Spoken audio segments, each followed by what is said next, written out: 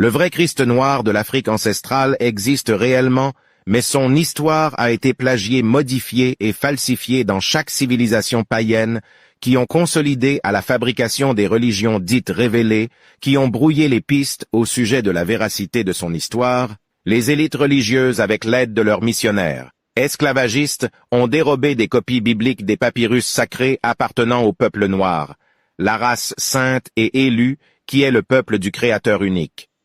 Les Occidentaux ainsi que les Arabes du désert, un groupe de Bédouins ont volé des récits sacrés au peuple noir, et dans la suite de l'histoire, les copistes colons malfaiteurs arabes et blancs au service des hauts dignitaires religieux ont perverti les écrits sacrés du peuple noir, la race élue, la race originelle.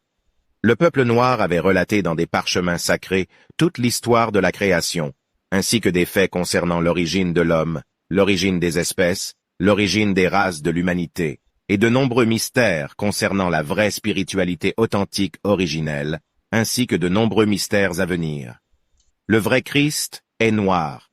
Il porte un nom issu d'une langue sacrée du peuple noir.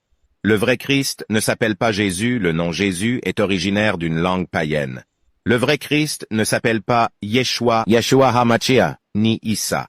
Comprenez dès à présent que les noms Yeshua et Issa sont des noms originaires des peuples païens arabes du désert.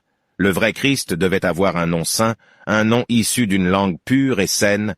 Le vrai Christ ne devait pas avoir un nom issu des nouvelles langues issues des peuples étrangers, qui sont des langues barbares du péché, car ces langues-là sont apparues par rapport à l'histoire de la tour de Babel. Ce sont des langues de confusion, elles furent manifestées à cause de la désobéissance. Le vrai Christ noir ne devait pas avoir un nom issu d'une langue de la confusion. Il devait hériter d'un nom issu de la première langue de l'histoire qui est le Douala ancien, la langue pure et saine. Tous les patriarches et matriarches bibliques sont uniquement de race noire. Il ne pouvait pas en être autrement, car dans les gènes du métissage il y a une anomalie génétique. Tous les véritables saints, les véritables prophètes, les véritables envoyés du Créateur, sont uniquement de race noire, et ils avaient tous des noms issus de la première langue de l'histoire, la langue pure et saine, le Douala ancien. Rendez-vous dans la chaîne YouTube de Zouloulason Merci. C'était l'histoire cachée est révélée. Page Facebook, l'histoire cachée est révélée.